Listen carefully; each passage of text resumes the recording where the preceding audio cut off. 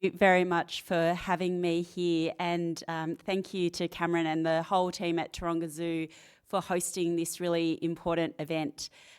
Any Sydney-sider who grew up here knows the importance of the zoo. I have memories of coming here as a very young child on a school excursion, and to be able to see the evolution of the zoo and the work that it does in those years since I was a young child.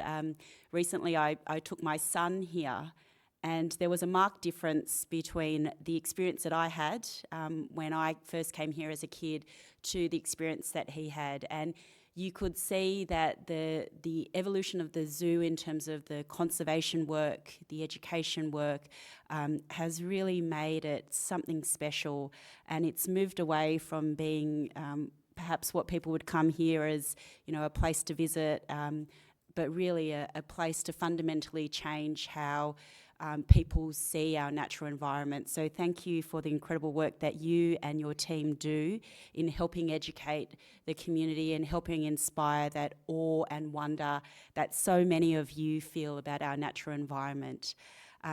I want to acknowledge the traditional owners on the land on which we meet here today, and acknowledge that they were the first custodians of this land. And it is that tradition that I think many of you here in the room have carried on, the idea that we are all here in service of others and that we ought to leave this land a better place than for future generations. And for thousands of years, First Nations people have been caring for country, and it is something that we need to aspire to live up to again. And I want to thank all the organisers for their hard work in organising this really important event, and really excited to be able to represent the Australian Government and the Minister for Environment and Water, Senator Murray Watt, and he does send his apologies. He didn't have to battle the storm to come here today, so I wanted to thank everyone for getting through the elements to be able to be here for this important symposium and discussion that you'll be having over the next 2 days. But when they did ask me to come and speak at this event, I really jumped at the chance, because being able to meet with all of you and come to this incredible zoo here is I think a really special opportunity that I didn't want to miss. And in my time as the federal member, like Peter has said, this is my second term now, but one of the things that I've really tried to do is to meet with as many people in this space as possible, those working in conservation, in the environment, in the protection of our biodiversity. I've tried to meet with as many of you as possible, and one of the things that I've quickly learnt is that for those who work in this space, it's not just a job. I feel like for many of you, it's a calling, it's a commitment, and that calling and commitment often seems to have an origin story. There seems to have been a moment where you were struck by the awe and wonder of nature, and I've met with so many people who have shared that story with me. I have to admit that my own story came a little bit later in life. My husband and I worked and lived in Samoa quite a while ago, when we were in our late 20s. And he worked for a local Samoan NGO, and we had a really good friend who was Samoan, and he invited us to his village to meet his family, and he said to us, you can come see the giant clams. And I was really excited to visit his village and meet his family, but I was a bit sceptical about these giant clams. I was like, how impressive could they be? And I was wrong.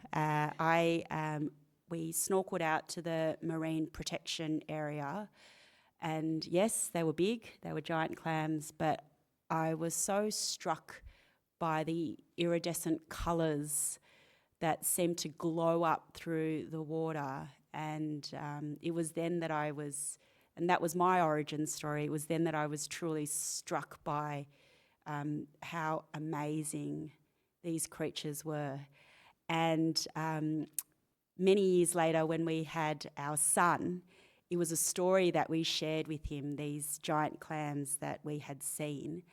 And we kind of used it as a way to incentivise him to keep going to his swimming lessons, which he was fiercely in opposition to, because we kept saying, if you can learn to swim and snorkel, we'll take you to Samoa and you'll be able to see these giant clams. And so you can imagine then how distressing it was when we saw that last year that it had been put by the International Union for Conservation of Nature. They've updated the conservation status of the giant clams from vulnerable to critically endangered.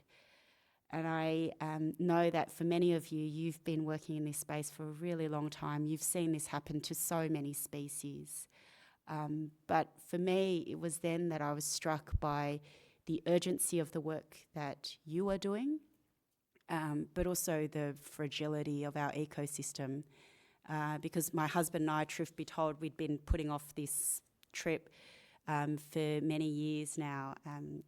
Unfortunately, we've now decided to bring forward that trip, and we hope that with the work that you're doing and governments around the world, that we can protect threatened species like the giant clam for future generations, because that awe and wonder that you all have experienced ought to be shared for generations to come.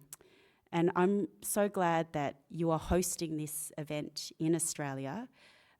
We have one of the most diverse collections of plants and animals in the world, and Australia's unique biodiversity and our iconic species, which you can all hopefully see at Taronga Zoo when the weather finds up, integral part of our national identity.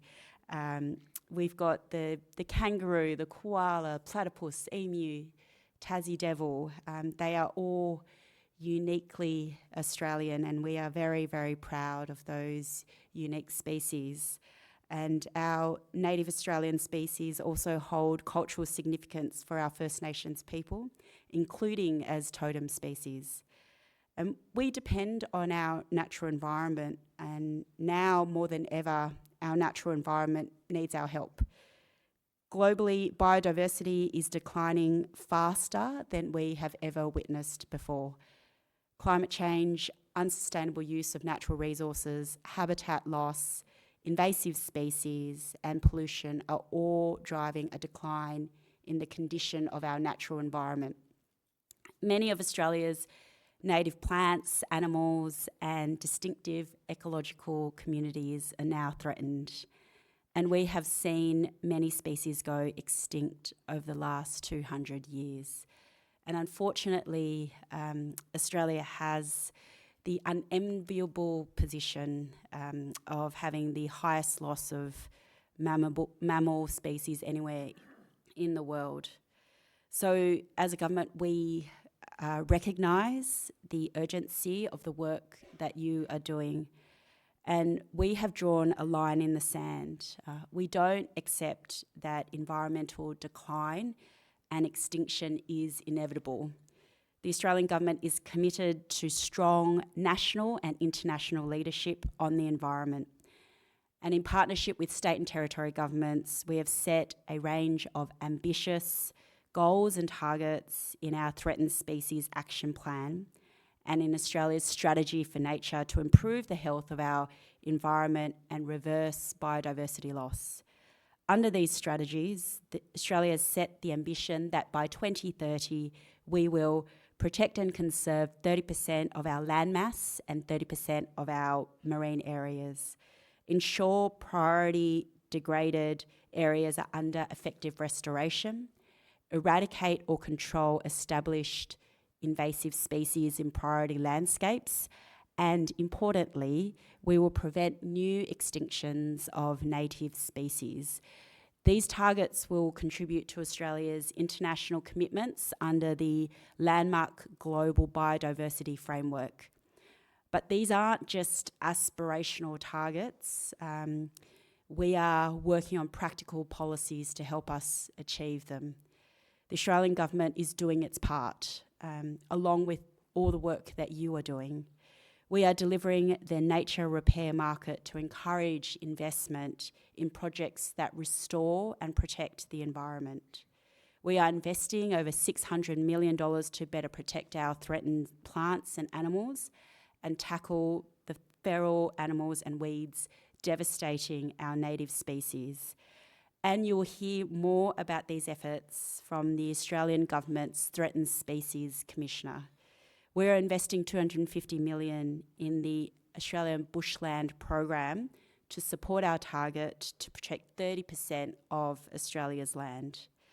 So we have set these ambitious biodiversity targets and doing our part to meet them. But no government, and you know this better than most, but no government can affect change on its own.